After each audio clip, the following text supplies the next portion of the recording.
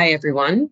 I'm Bakarin Schultz, and I work for Ipsos, a global research company, and I focus in a division called Creative Excellence. I've worked on the ad agency side as well, so I have a little bit of experience on both sides of the business. And today I am going to focus you in on starting module 6 of the 7. So congratulations, you're getting closer to being done. And I am going to focus you in on when and why to test creative assets within the ARF certificate of informing creative development. So let's get started. Really quickly, what are you going to walk away with the ability to do after getting the certificate? You're going to apply a modern consumer-centric approach to the development and optimization of all things marketing activities. You're going to be able to identify business goals, objectives, and strategies that are relevant to the marketing and advertising you're helping develop. You're going to be able to assess the requirements of effective marketing and advertising plans, develop actionable insights from consumer and marketing data. You're going to be able to integrate research and insights process into the development and optimization of messaging and creative assets. You're going to evaluate how media choices and all things media are working for your brand. And you're also going to be able to measure the effectiveness and the efficiency of a marketing campaign and make the changes and the optimizations necessary.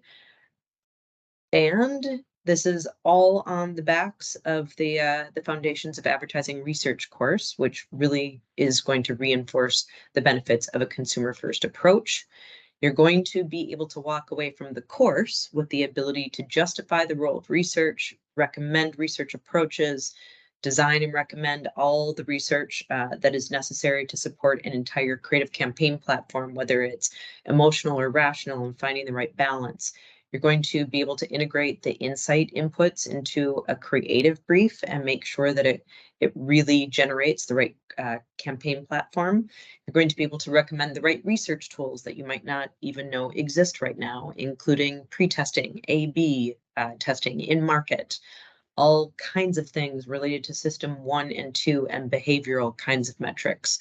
You're also going to be able to create a short story-driven analysis of your research insights and recommendations.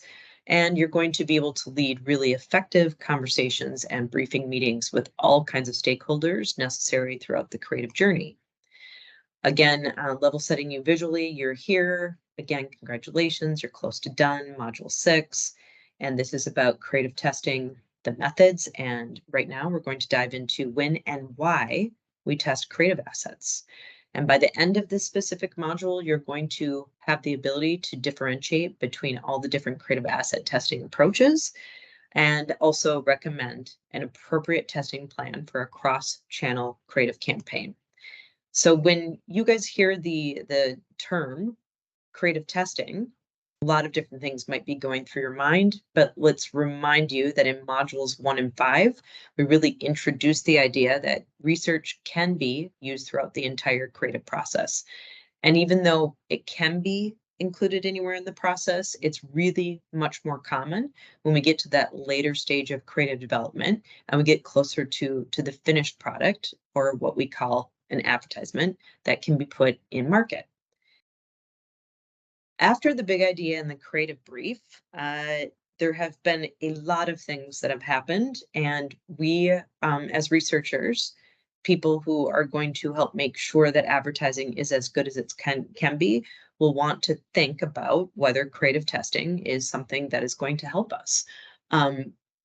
Really, a lot of things have happened in order to just get to this stage. And it's really important to understand when you're in the stage of assessing and optimizing that this is about making sure that the ideas are as refined as optimally as possible.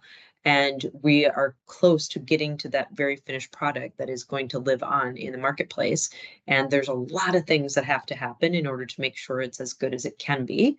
At this stage of the game, we tend to be a little bit more quantitative, and we tend to be a little bit more about providing people metrics so that they can be assured that their creative is as impactful as possible. When we hear creative testing, this can actually mean a lot of different things. A lot of people will say creative testing, and they might think that you know exactly what they're talking about. There's a whole bunch of terms. creative testing, creative research, copy testing, ad research, ad testing, pre-testing, A/B testing, later stage testing. Even though there's a lot of different names, we most likely will have the same goals, and that is to really make sure that things are as good as they can be. So the what is creative testing, but that really doesn't start us at the place where we want to know, which is why. Why are we going to test our creative? Well, one reason is because, first of all, we know at this point in time, and this is not always true. When I first started my career, I worked at ad agencies where we knew that we were very much in, we were very much emboldened by the mission that creative was going to be life changing, and that in some ways it was going to be a very core competitive business advantage. And yet we didn't have the data to be able to say, well, is that true? Is it really necessary to have one kind of ad over another? And it turns out, and you will have more data at your fingertips than you could possibly wish for. Turns out that at this stage in time, we have all kinds of data to tell us that, in fact, all creative is not created equal. And creative quality is incredibly important. We know that those companies that find a way to effectively develop good creative will help drive business growth. Those companies tend to have about 11 times market share gains. They tend to find that they have about 3.5 times the market stock market performance that other companies do. And the creative quality is the most important driver of effectiveness. We know that about 50%, 49% to be exact, but about 50% of creative's impact comes from the quality of that creative and not the media channels, not the things that get us, or not the places where we are on air. So, not the budget that goes into bringing those things to the people. It is the creative itself that is about 50% responsible for the impact, which is quite a bit. Um, but if you get a bunch of advertisers and marketers and researchers into the room, there's going to be a lot of debate. There's going to be a lot of subjectivity of what really effective creative means. And what is it? How do you define it? How are you going to evaluate it? What is the process of agreeing that you have effective creative? The debates are endless, and I can guarantee that you're going to see some in your career that are going to be very heated, and there's going to be a lot of passion around it. Creative things in life tend to bring out a lot of passion and a lot of debate, and advertising is not going to escape any of that. So really, you're going to come also to understand all the things that the ARF will provide you in support. And one of those things is the Journal of Advertising Research, or the JAR, as we like to call it. And there was an article, and there's probably about 1,000 articles specifically on how to manage creative evaluation, and touching on all of the subjects about what creative evaluation looks like, and what this area of practice is for practitioners, which is a whole area of focus. In this article specifically, what we can see, and I thought it was a really good quote that will help you understand, many challenges are associated with researching creativity, even when limited to the marketing communication discipline. Although researchers have defined creativity in many ways, most agree that for an idea or solution to be creative, it needs to be both original and appropriate for what it is meant to achieve. The terms original and appropriate are open to interpretation, and research has even revealed different interpretations by people in different roles within the same advertising agency environment. And I would say that that extends to all environments that are in support of the advertising development. But before we can talk about how different groups should actually define and help evaluate effective creative, the first thing that we need to do is start with what a campaign objective is. So go back to what objectives your team actually stated the campaign would be responsible for delivering upon. And when you look at those objectives, you will start to see, well, what is effective creative in this situation? Is it going to help people remember your brand? Is it going to encourage your target audience to take an action? Is it going to help create awareness of your brand? Is it going to get people to think of your brand in a certain way? How about getting people more familiar with your brand? How about making people advocate for your brand? Is it going to be responsible for creating sales of your product? Is it going to help differentiate your brands from the competition? And the answer is yes, yes, yes, and yes, all of the above, and a few dozen more objectives, which does not mean that one ad will develop or deliver on all of these objectives. It is just meant to say you have got to go back and look at the objective that was put down at the briefing stage in order to understand what you are going to hold yourself and your team accountable for. So in effect, effective creative is what achieves your previously stated campaign objectives. And you really can't know what an effective ad is for your brand, for your plan, if you know what those if you don't know what those objectives are. Okay, so you guys have all heard about David Ogilvy, who is one of the founding fathers of modern advertising. A really nice story that summarizes this. And David Ogilvy made more than a career for himself and many other people with developing some of the greatest advertising of his and his team's day. So this creative team is at Ogilvy. They just finished producing an ad for one of their clients, and it was a big budget ad. And the creative team got really excited and said to David Ogilvy, "So what did you think?"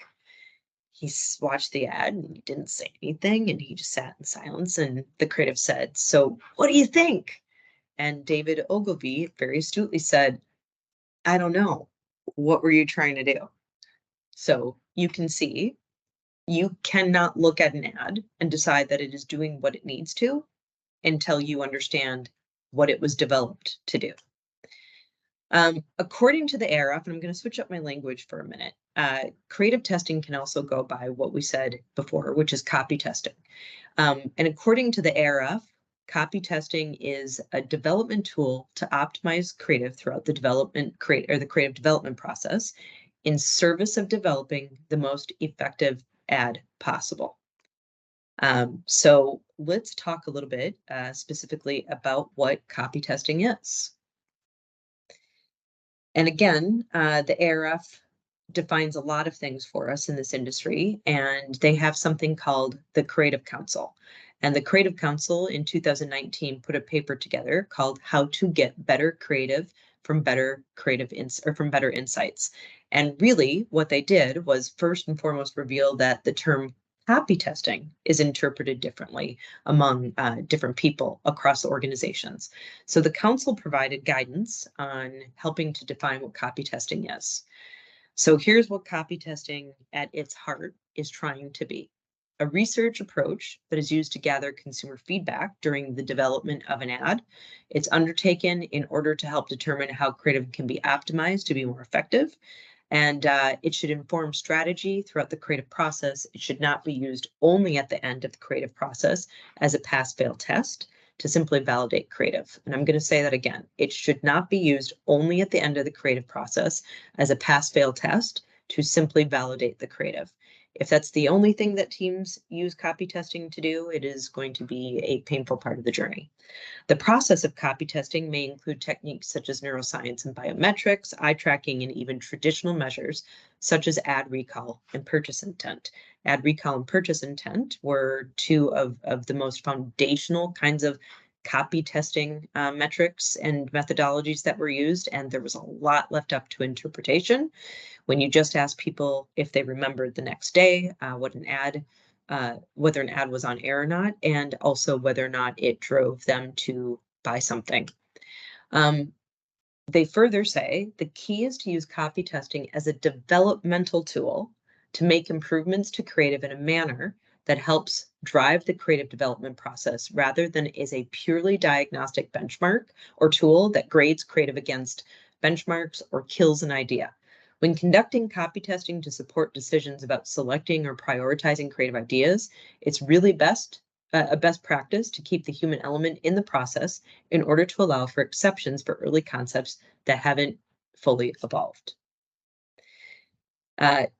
Creative testing, no matter how, when, and where you're going to be doing it is really going to help you figure out across a dimension of things whether or not, and there are 4 core pillars that you will find time and time again across the process of copy testing or creative research, however you want to call it. And really that's about, well, the first is I'll focus you in on breakthrough, but there's breakthrough, there's what we call brand linkage, there's messaging, and then there's delivering on your campaign objectives. So let's talk about breakthrough. And the first thing is, and what it helps us understand is, are people going to remember the ad? Why does this actually matter? Because we are exposed to an inordinate number of advertising all day long that are competing for our attention. So if we actually can't get people to spend time with the ad, we can't get them to remember it. The next dimension is brand linkage. And this is, are people going to remember that it's an ad from your brand? Why does this matter? Well, because brand linkage is critical. In order for us to actually be able to start to build a brand in people's minds, we have to give them ideas that they can link back to who we are. It's not going to be enough to entertain people. You actually have to make sure that they remember specifically that it was for your brand. In other words, we don't want people to say, I saw the greatest polar bear ad last night. I want people to be able to say, I saw the greatest Coke ad last night, and it had these awesome, adorable polar bears in it. So we want to make sure, again, that they remember the ad and that it's in service to the brand. The third dimension is messaging. Is it communicating the intended messaging? Do people understand what we're telling them? Is it clear? And we need to make sure that clarity is a part of this conversation, because if you confuse people, the whole thing falls off the rails. You're not going to actually be able to remember who the brand is, develop or delivering an ad, because you're going to be stuck in trying to figure out what were they trying to say. So absolutely, is it the intended messaging coming through, and was it clear? Also, we want to be able to give our stakeholders an understanding of, did the ad deliver on the campaign goal? So this measure really is flexible to be able to accommodate the specific objective of the campaign. So if you want to make sure that you are helping deliver some news, if you want to make sure that the brand is announcing that they are now in a new part of the store, if you are trying to announce that the brand is now delivering an electric car versus a standard gasoline fueled car, it's really important that you have the right measure in place to match up with the campaign objective. There are different companies who will make this even more simple for their teams. Unilever is one of those. They have a famous method that they call ABC. ABC is A, will it grab attention? B, are people going to link it to our brand? And C, will it communicate our message? So am I getting their attention? Do they remember who I am giving them that message? And by the way, is it communicating the thing that we intended it to? So lots of different methodologies out there, but at the core, these 4 dimensions are going to be critical for you to be able to understand the key performance uh, indicators. Lots of fans and lots of haters. So let's talk about why some people are fans, and let's talk about why some are haters. And also just to remind ourselves that optimizing creative really is all about mitigating the risks associated with the advertising investment. So intentions, very good, but in the wrong hands, it can really be polarizing. It can be super divisive. So let's talk about what the fans and the critics and the haters have to say. So fans really see this as being essential to optimizing the creative.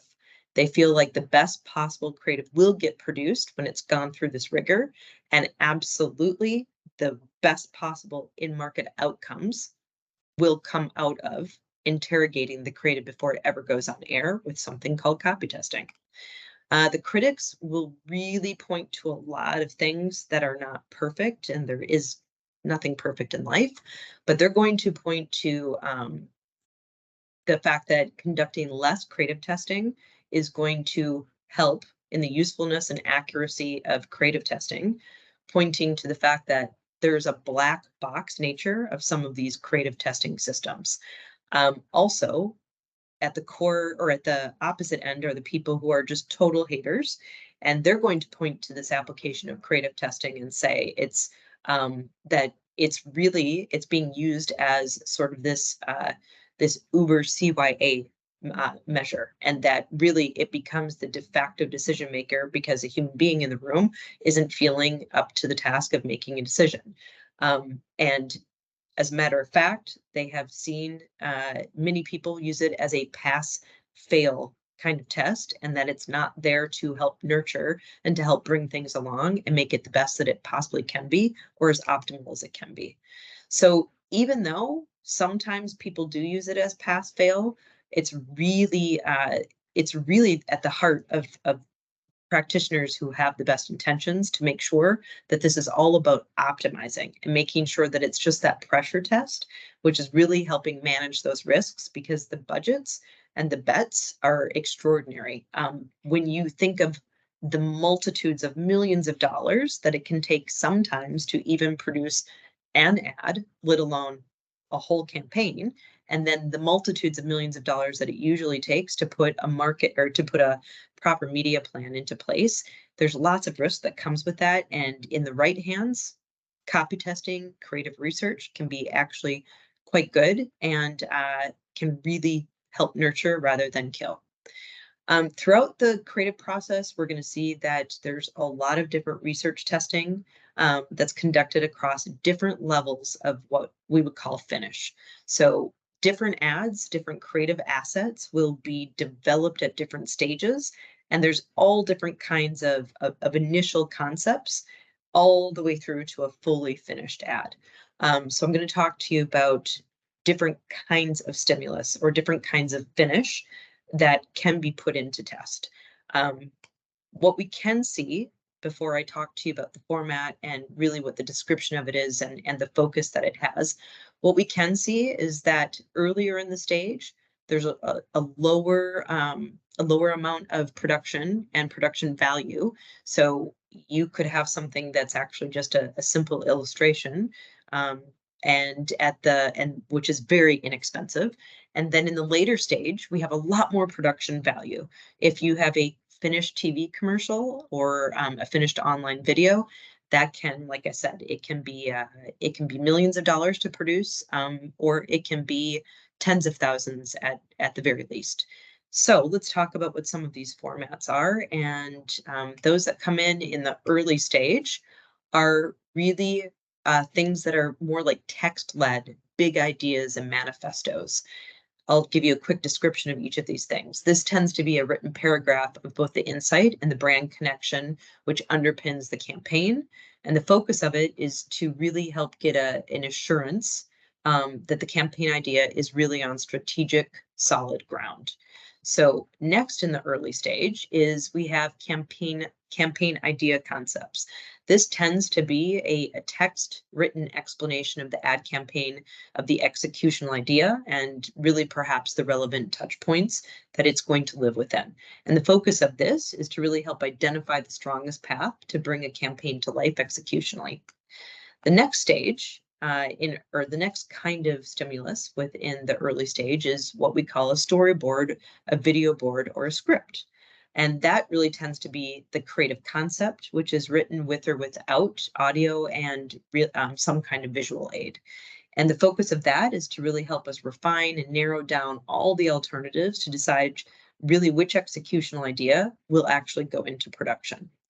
The later stage, we have something that is called an animatic, a photomatic, or a rip-o-matic, and lots of different names sometimes for something that can be executed with different kinds of photography. But this tends to be a video of drawings, photography, or clips from live footage and audio so that we can start to give people an experience that will be representative of what it would be at finished film. And the area of focus right here is really about rehearsing the execution of the idea. So at the next stage is something that we call rough cut. This tends to be kind of an early edit without the final voiceovers. And when I say early edit, it's the early edit of all of the film that is in the can when a team has gone out and shot a commercial. So this tends to not have the final voiceovers or the final music. It tends to not have exactly all of the final moves, but we want to see if we're on the right path, which is why the area of focus for this is really predicting the performance and giving us time to optimize with the right diagnostics on a tight timeline. The next part of our later stage is going to be all the finished film, and sometimes people will call this the full up commercial. The description of this is it's complete or near complete ad execution, and this is all about predicting the performance and optimization diagnostics for final refinements. Okay, what does a storyboard look like? And I'm not going to show you each one of these things, but I think this will be helpful. This is what a storyboard looks like, and a storyboard is really providing the viewer with kind of the idea of how a story will unfold in film, and it gives us some key visual scenes and a narration of what's happening. And it really does often include the script for the voiceover or the actor's lines. So I'm going to read this one to you.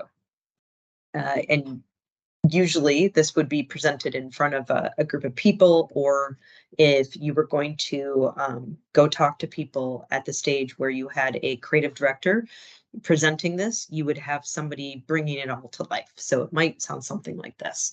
We open and we see a mom pulling out an pack of Angel Soft tissue out of a grocery bag. A mother comes home from grocery shopping. Her sons and daughters are waiting for her in the kitchen. As she unpacks the groceries, she takes out a package of Angel Soft toilet paper.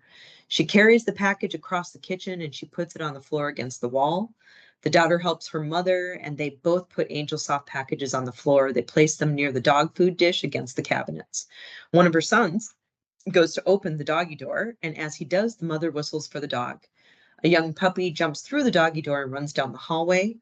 He tries to turn the corner, but he can't stop. He slides into the package of Angel Soft that was placed on the floor against the wall to cushion its blow. He continues to run towards his dog food, but he can't stop. And when he reaches the bowl, he slides into the packages of Angel Soft, which protect him from the hard cabinets. And the family watches the dog as he slides around and laughs. And now we hear a voiceover that says, "Now even softer and 35% thicker. New Angel Soft is the soft, thick family bath tissue." And that is what a storyboard looks like. Now we're going to look at what an animatic looks like. Before we watch it, let me tell you a couple of things about this ad. The first is you might recognize it from the Super Bowl. The second is when you're watching the animatic, take a look at how well produced the animatic itself is, how sophisticated it is. It probably took quite a bit of resources, time, money, and professionals. And why would anybody spend that much money before they actually produce it is exactly what we've been talking about, because the Super Bowl is a pretty big bet.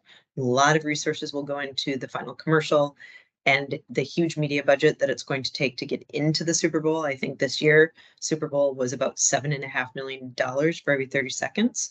And so they wanted to mitigate those risks. So let's take a look at the animatic. But before we do, let's watch for a few things that we can guess probably came out of the test.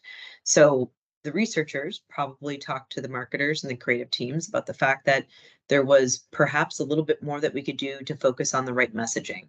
Let's watch for the animals' reactions in this animatic. They might not be as shocked as they need to be in order to really translate that this is a very visceral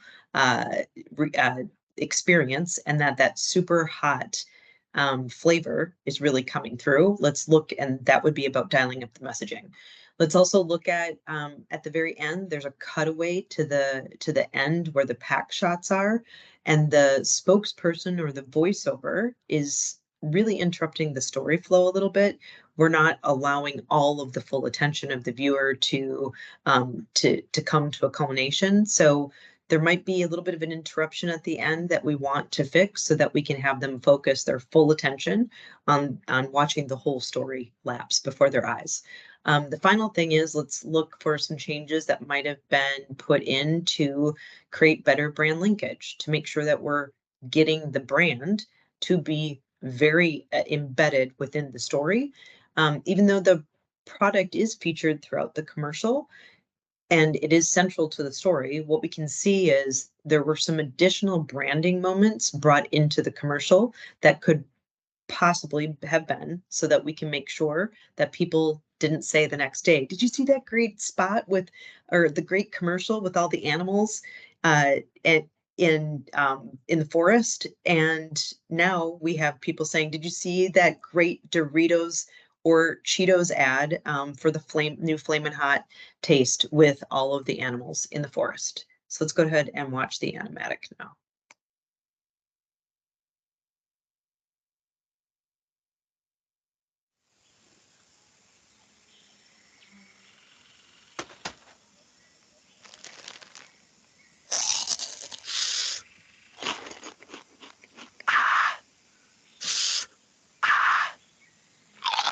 Push it. Ah. Push it. Ah. Push it. Ah. Push it. Ah. Push it. Boom boom boom boom boom boom boom push it. Boom boom boom boom boom boom boom boom boom push it. Boom boom boom boom boom boom boom boom boom push it. Boom boom boom boom boom boom boom boom boom boom. Nope. Get up on this.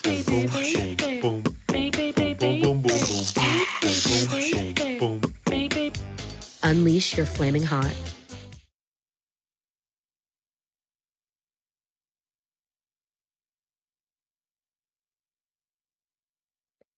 Okay, so now let's go ahead and watch the finished film. And here's the things that I'd like you to look at while we're watching it.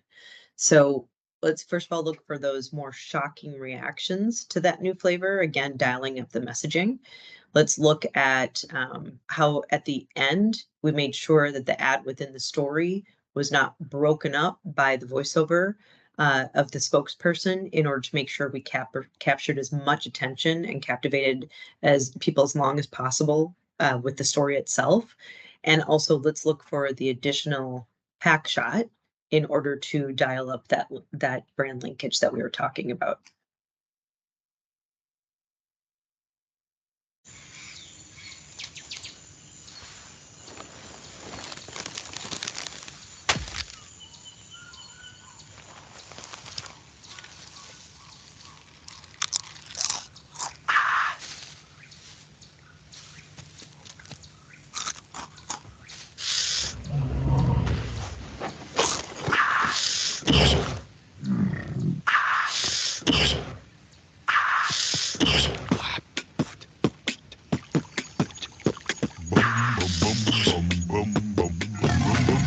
Ooh, baby, baby, but baby, baby. Ooh, baby, baby, but baby, baby. Nope. Ooh, baby, baby, baby, baby. Get up on this.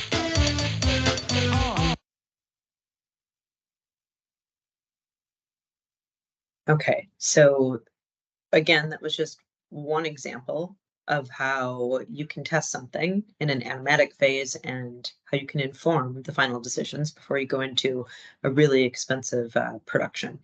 So let's start to close out.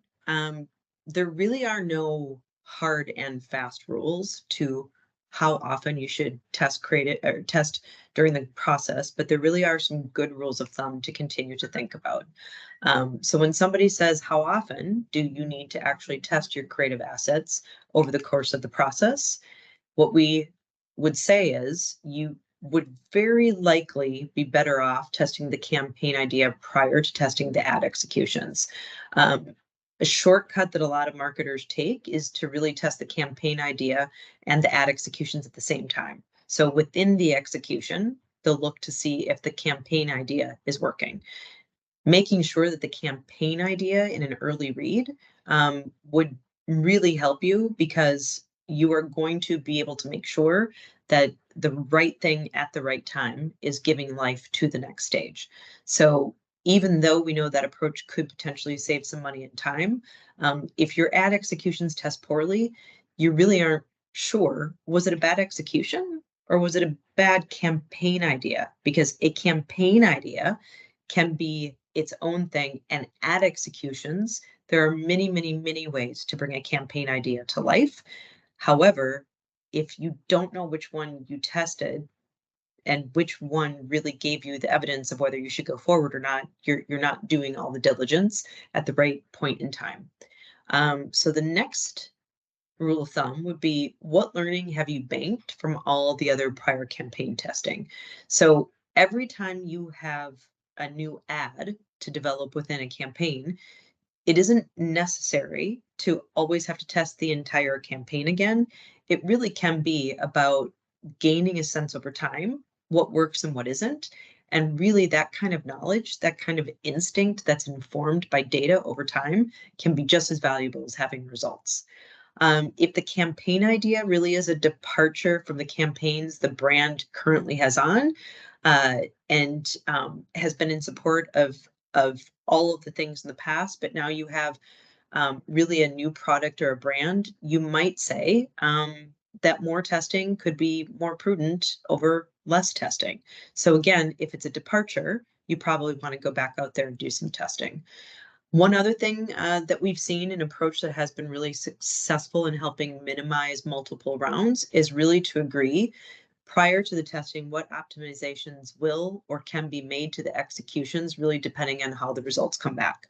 So for example, if your breakthrough, your ability to capture attention in the cluttered world that we live in, is low, we could potentially change one of the characters. If your messaging is poor, well, we could change the dialogue. Or if branding is soft, well, we might need to scrap this execution, or we might need to scrap the execution because the brand is actually the protagonist in the execution. And so we need to make sure that if the brand is the protagonist, but branding is low, it might not be working. And therefore, we might need to say it actually is a time to say that something doesn't go forward. Each round of creative testing will usually help us develop more learning that can be put into the can in order for us to be able to apply it to later rounds of creative testing or creative development as well. So more testing upfront can really help result in less testing or less need of testing for later. So this is going to be or will seem, I think, obvious to you. If there's a creative brief that has developed all of this creative, and the creative brief is this document, this sacred tome, this contract between those who are asking for creative to be developed of the creative team and the creative team to say, this is the document that we're going to use. What we would say is, how can, when the research firm or your research partners are putting things into test with you, how can they not have the creative brief? And this happens all of the time. Please try to figure out how you can agree in the upfront that you get the creative brief so that you can understand all of the objectives that were meant to be fulfilled. And please remember the David Ogilvy story that I told earlier. You can't properly judge the creative unless you understand what the creative was meant to serve. So there are a lot of creative benefits to both qualitative and quantitative approaches, and really which one you use is going to depend very much on the specific objectives that you have for each of the tests. So let's talk a little bit about qualitative versus quantitative. So why would you choose qualitative? Well, the proponents of qualitative would really argue that what it lacks in that scientific rigor is going to make up for in its sensitivity, its flexibility, and the opportunity to talk directly with people, or the people that you're going to call consumers. As well, it could also be a way to really keep a fledgling creative idea alive, when a more conventional methodology might kill it before it actually had a chance to evolve. Why would you choose a quantitative approach? Well, quantitative approaches really do provide a level of rigor because of the larger representative samples. You probably at a minimum will have about 150 people responding to a survey rather than, maybe 12 people across qualitative. Also, it has validated measures. The research partners that you work with are very likely going to supply you with all kinds of validations to tell you how they got to their normative base. Also, you want quantitative at times to be able to help you compare very systematically back to the creative that you had in the past in order to make sure that you are developing that creative that is within keeping of the kind of quality that you had on air before. Also, if you had all the budget and the time in the world, there would be no reason why you couldn't do both. As a matter of fact, there's a lot of companies out there who are now coming up with hybrids where you can, within the same research stream and often the same period of time, maybe over the course of days or weeks, you can get a hybrid of getting quantitative in the upfront so that you can understand according to data how something's doing, and then bring those same respondents, cherry pick the ones from all different kinds of reactions that will help you understand where they sat in the spectrum of understanding or loving or being able to recall the brand, and get them to help you understand the depth of why that will help the creative team to develop better creative. But before you do absolutely anything, I would suggest that you really start with your why. Really start with you are the person who's going to be most responsible for the research path and making sure that you have all of the right creative research in place. So, as you're going to be the architect, if you really think about it, an architect is not going to know what form in order to create until they understand the function in which it needs to fulfill. So if you're like an architect, what you want to make sure is that before you move into the house that you've developed, you want to make sure that all the rooms that exist are really right for the family, or in this case, the metaphor is your business team. You want to make sure that you're talking to your client or your stakeholders if you are the client, and you're making sure that all the people you're bringing along the way, that they all really have the same idea when somebody says, you know what, we need some ad research. And if you don't ask exactly why they think that, you might not know. Some people might mean, well, we've never advertised before, so where do we start?